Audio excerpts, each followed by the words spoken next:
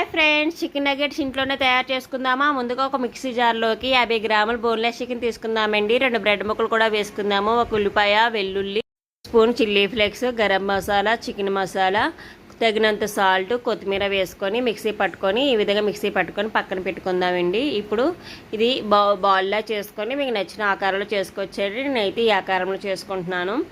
తర్వాత ఇంకొక బౌల్లోకి ఎగ్ని బీట్ చేసుకుని పక్కన పెట్టుకుందామండి. అలాగే బ్రెడ్ని కూడా మిక్సీ పట్టుకొని పక్కన పెట్టుకుందాము.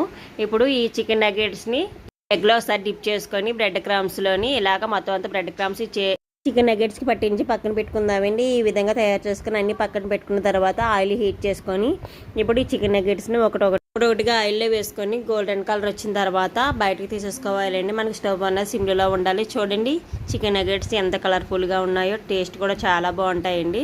ఒకసారి చూడండి ఎంత బాగుందో. మీరు కూడా నచ్చితే లైక్ చేయండి, షేర్ చేయండి, సబ్స్క్రైబ్ చేయండి.